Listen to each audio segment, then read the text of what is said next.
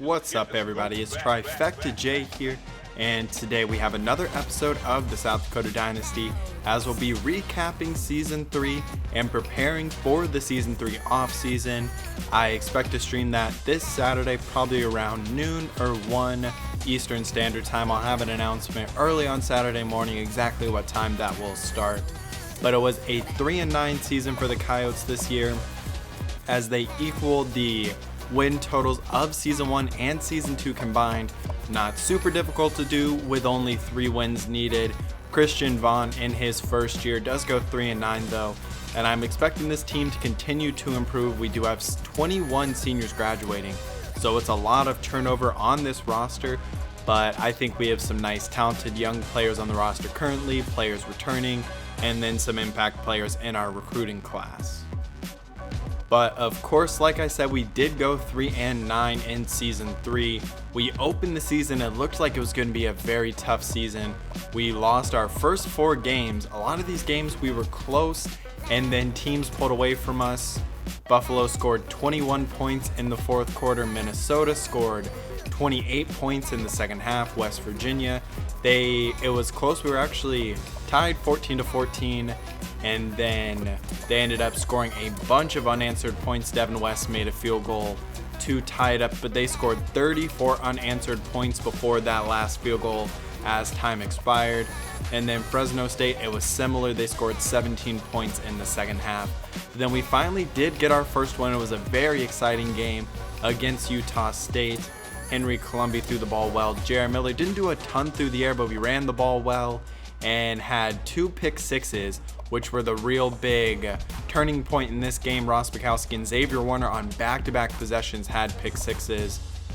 We lost in overtime to South Dakota State. Some really bad clock management cost us. We kicked a field goal, and then South Dakota State scored quickly. Air Force was the most exciting game, maybe in the whole series so far. It was back and forth the entire time. We scored with 42 seconds left, and we went for 2 and got it and went for the win. Jared Miller had a career high in yards and touchdowns. We ran the ball pretty well with Jalen Page and Pierce Libby. Cordell Hicks had a good game along with Deontay Knox and Dion Gobert. Those were the 3 standouts, along with Cooper Price's 2 touchdowns. Then we moved on to some more Mountain West plays. We played our first game in the Mountain West Conference this year. We lost to Boise State. We made it close towards the end with a Dion Kendrick, I should say, pick 6. But that game really never felt super close to me, even though we cut it to a somewhat respectable game. Then we played Wyoming, and they absolutely dominated us, beating us by 24 points. They ran for 305 yards on the ground. Titus Swin had 277 yards and 5 touchdowns. He had over 200 yards in the first quarter, and it was just not close. Then we played Colorado State. They also pulled away from us in the second half. It was close for a while. Josh Erickson, he played very well, 4 touchdowns, 310 through the air. Their running back was really good, and their offense was just very impressive all around, and it was tough for us to stop them. North Dakota State was a very close game in our second to last game. It was back and forth throughout the whole thing. Tim Dingle ran the ball very well. We had a lot of trouble stopping him. And that's the game where Jared Miller went down. Ezekiel Wood came in. He played decently well, but just could not do enough to get us the win, as Pierce Libby was our leading rusher. And then on Senior Day, we got our 3rd victory, finally picking up that last win, beating the winless North Dakota Fighting Hawks. It was a very good game from us on both sides of the ball. Jared Miller had 3 touchdowns, a added 1 on the ground. Jalen Page went down with an injury, and Pierce Libby had 18 carries for 85 yards. Our defense, though, was probably the biggest story. They were getting pressure and also having a ton of tackles for loss in the run game. You can see all of them right here, and they were just making plays, especially in the second half. We really shut them down. But overall, I thought we played well in Season 3 at times. Some of the games were tough. Teams pulled away from us. And overall, I think this team definitely improved, and I expect that improvement to go into Season 3, as we'll now look at some of the season statistics. We'll start off with Jared Miller. He had a career high in touchdowns. He had nearly more than Season 1 and Season 2 combined. His yards per attempt went up in Season 3. He ended up throwing the ball more but was sacked more this year, but had more touchdowns and less interceptions. And I was happy with his performance.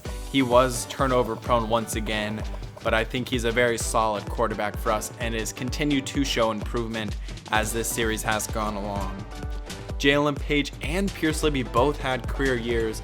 They had more attempts than they've ever had, better yards per carry, and the touchdowns weren't quite up, but they had more explosive plays as well, and I was really happy with both of them. Our running game took a huge step forward this year, as Jalen Page had never had more than 4 yards per carry and nearly had 6 this year.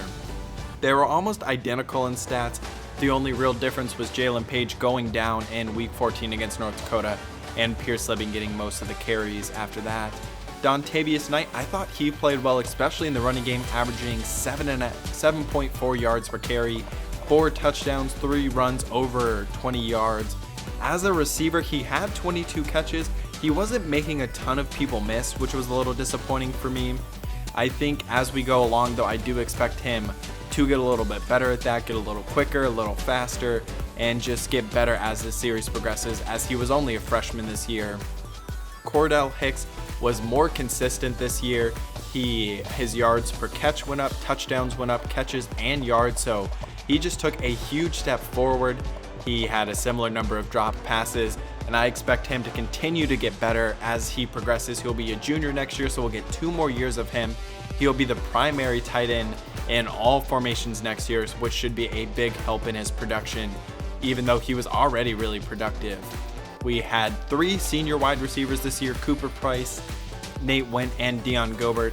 Cooper Price was our leading receiver, not being a tight end. He had 6 touchdowns, a pretty similar year to his junior year. He was a JUCO transfer. His yards per catch went up a little bit, and yards did.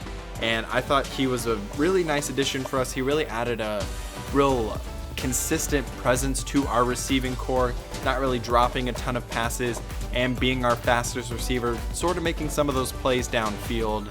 Deontay Knox had a little bit of a down season, I would say. His yards per catch went back to the season 1 total. 22 yards per catch is just not sustainable, but his touchdowns did go up, which was great to see. And one other thing to note, he did have a career high in drop passes, which was definitely disappointing. Outside of that, then you have Nate Went, who had a good senior season. He had close to a similar total as season 1. His yards per catch did go up though, and had as many touchdowns as he had in season 1 and 2 combined. Deion Gobert never really returned to the season 1 status where he was our number 3 receiver. We got Cooper Price, who really solidified that role as our number 2, and then Nate Went played better, and also Cordell Hicks, who had a lot of targets as well. But I thought he had a better year than his junior year, had a touchdown. It did have a few more drops, but he also had more targets, so that's probably a big factor in that. Pierce Libby was very nice as a receiving back, especially in that one game against, I believe, Colorado State. Tate Wagner got his first touchdown catch. He had a lot of catches in season 1 as our number 1 tight end, but then Cordell Hicks came in and really took over as our leading receiving tight end. Then we go to the defense side of the ball. Sylvia wasn't quite as good this year. He had a similar number of tackles, but less tackles for loss and a lot less sacks. He had a huge step forward last year as a sophomore in terms of sacks, but that took a step back, which was disappointing. Ross Bukowski was good once again.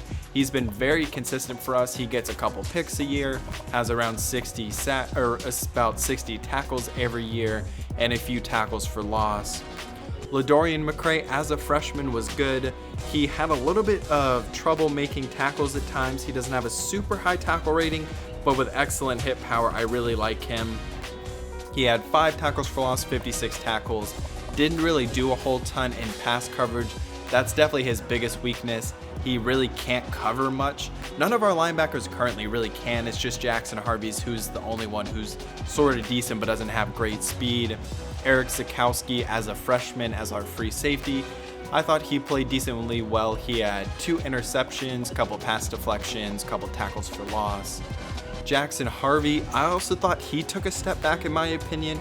He had a similar number of tackles, but it had less tackles for loss and actually only had 6 going into week 14 before making a big impact there. And I'm hoping for a bounce back junior season from him. We'll be losing Xavier Warner, our number 1 corner, and he had 3 picks this year, a couple sacks, was making plays in the run game, and I'm going to miss him. He didn't have elite speed, and that allowed him to get beat at times, but I think he will definitely be a player who's missed. Deion Kendrick, as a true freshman, made a big impact with 2 interceptions and 2 touchdowns, one against West Virginia and one against Boise State. Neither of them ended up mattering in terms of the win column, but was great to see. I thought he did a decent job tackling at times, and I expect him to continue to get better, get a little faster, and get all of his ratings better. Trevon Simmons may have been the biggest surprise to me on our defense, as he had 9 tackles for loss as our 3rd strong safety in our 3 safety sets. He had a number of tackles. He didn't have an interception this year, but that 9 tackles for loss, we missed him when he was gone. DeMarco Anderson, I think, played well, but Trevon Simmons was just consistently making plays in the run game, and that was sorely missed. Tevin Robinson was a big addition for us, only 24 tackles, which actually isn't that bad for a defensive end, but 9 for loss, 1 sack. I would like to see that number go up. We dropped him into coverage a decent bit because he does have a good zone coverage rating, just doesn't have speed to play the linebacker position, and I'm hoping he can have a big senior season for us. Pedro Martels, I think he had a bounce back season after a really down junior year. He had 3 sacks as a reserve as a sophomore, didn't really do a whole lot as a junior, but had 7 tackles for loss, 2.5 sacks, which was great to see. And as a whole though, we really didn't get a whole ton of pressure on quarterbacks. There was a lot of times where quarterbacks were able to stand in the pockets for 10-15 seconds, it seemed like, with no pressure getting to them. A part of that could have been us only rushing 3 on some of the plays, but even when we brought pressure, it wasn't getting there consistently. Then in terms of interceptions, Xavier Warner leads us, then Bukowski, Kendrick, and Zakowski all had 3. So in our first season in the Mountain West, we finished 6th in the conference, winning the tiebreaker against Air Force. Wyoming won our division, beating out South Dakota, winning the tiebreaker against them. The Jackrabbits were really good this year. They went 8-5, 6-2 in conference, and were really impressive. North Dakota State took a step back. They've had so much turnover in the first 3 years that it's really hard for them to continue success, but they have been recruiting well, so I do expect them to bounce back at some point. Boise State was a little surprising, only going 5-7, and Colorado State going 4-7 isn't super surprising. On the other side, New Mexico wins the West Division, and they beat out Fresno State, as both of them go. New Mexico goes 9-5 and Fresno State goes 9-4. Utah State does not win a game in the conference. We beat them, and that's really surprising as they had a good offense when we played them, but just weren't able to have much success outside of that. Now looking at the All-American, so Desmond Ridder is your first team All-American, beating out players like Trevor Lawrence, Justin Fields, which is really impressive. They also had their running back who was a first team All-American, and they went 13-1 this year and finished number 2 overall. They went 14-0 last year and finished number 2, and had the winner last year. Charles McClellan finished 2nd this year, and it's really impressive. Desmond Ridder won the O'Brien, beating out Trevor Lawrence, and Luke Fickell's still their head coach. We'll have to see if they continue to have this level of success and how long Luke Fickell stays there and how good they can actually end up being, and if they ever eventually get a chance at a national championship. But then you can see some of the other players here. In terms of first team All-Americans, we don't have any. Cato Nelson is actually the second team All-American, so Trevor Lawrence doesn't get first or second team, and neither does Justin Fields. Then second team All-American, we don't have anyone there either. Let's check freshmen. No Dontavius Knight. And Deion Kendrick does not make it, but Eric Zakowski does as a free safety, which is great to see. And then Dontavius Knight does make it as a returner. He didn't have a super impact in the return game, but did have a few returns here and there where he did make an impact. Sean Chambers is your first team All Mountain West at quarterback. He is really good and will be back for his senior season, I would assume, unless he declares for the draft. A number of Wyoming players here. No one for us first team. And then on the defensive side of the ball, so no first team All Mountain West for the Coyotes. Then the second team, no one so far. Then we do have Xavier Warner, Eric Sikowski, Ross Bukowski, and Dontavius Knight doesn't make the all returner. But it's great to see 3 players in our secondary making All Mountain West. We need our defense to continue to take steps forward. They've really struggled so far in this series.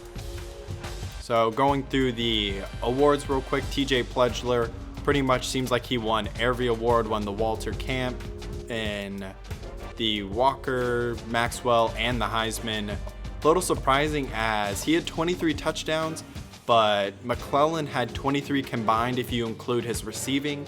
So I was a little surprised he didn't win, and he also had almost 400 more yards. But then we go forward, Pledgler again, D. Winters from TCU, and then Ritter wins the O'Brien. Blitnikoff goes to a receiver from Akron. Bowling Green wins the top tight end.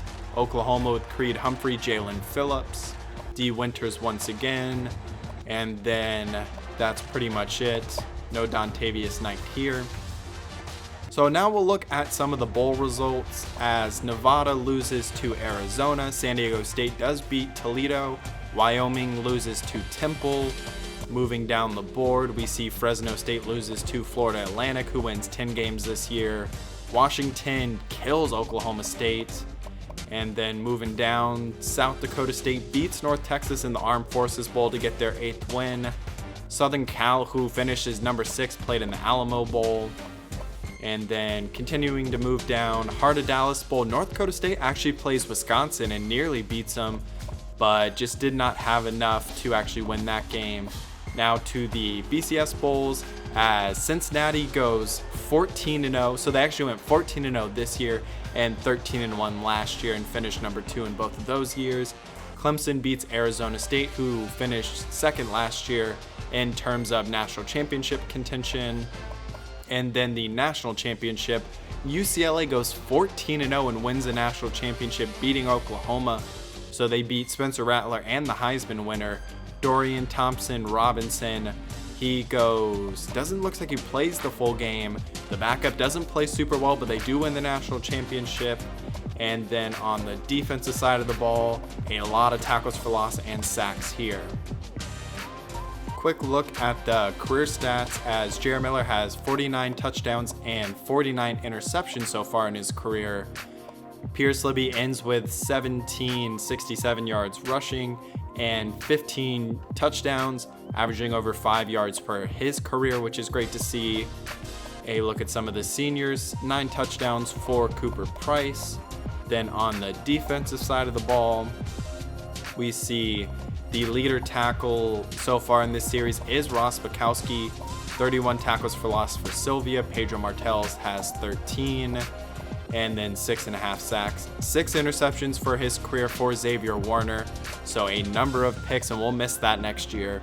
But I really like one of the junior college players we have coming in, as that's where we'll be heading next. Looking at the recruiting board we currently have and our targets heading into the offseason. So like I've said multiple times, we have a big senior class this year with 21 players, 11 on offense, and then 9 on defense, and one of those is our kicker. A number in the receiving core and the offensive line, so that'll definitely be important to replace. Not a ton of starters though in the offensive line, which is definitely nice. Defensive end, we have 3 players graduating, but none of those players are starters. But we do lose our top defensive tackles and 2 of our top 3 corners, including Xavier Warner and then Trevon Simmons as well. So now looking at the actual players we have committed, we'll start at the bottom and work our way up. Daniel Woods, he's a developmental tight end. Good size though at 6'5", 246. He's not a great athlete, not a great blocker, not a great pass catcher currently. Just a guy to get depth. We need someone who can play after Cordell Hicks when he graduates and just provides us depth with 2 guys graduating this year at tight end and then Brock Peterson graduating next year. With 3 quarterbacks graduating next year, I went out and got a junior quarterback as it is Weston Carver. He's a big body. He's from Minnesota. He's a decent athlete, not a great thrower, but will provide nice depth behind Jalen Tate, who I assume will take over when J.R. Miller graduates. We have a number of offensive lineman prospects. I really like a lot of them. David LeClaire, he is a big body from South Dakota. We beat out Kansas and South Dakota State for him, but he's 6'5", 331. Not a superb athlete, not super strong, but pretty balanced in terms of pass and run blocking, but just needs a lot of time to develop. Clinton Ginter from Iowa, not much of a battle here. He's a little undersized, only 291, and isn't a great athlete, but is decently strong and a balanced blocker, and I feel like he provides nice depth for us along the offensive line.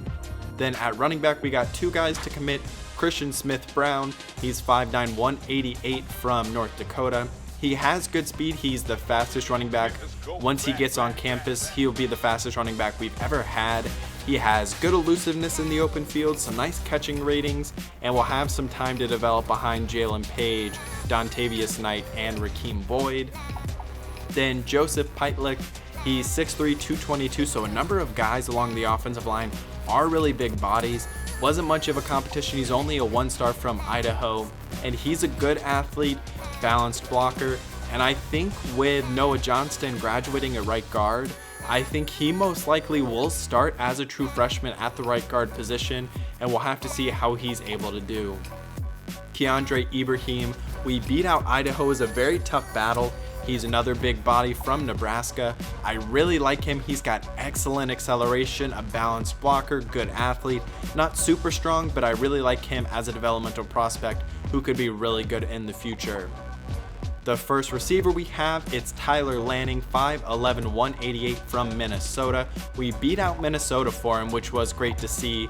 He's not super big, has some decent speed. A lot of the receivers we've recruited so far are really incomplete as actually catching the football, but I think he provides nice depth for us, and we'll be able to give him a little bit of time to develop, and I think he could be a nice slot receiver for us.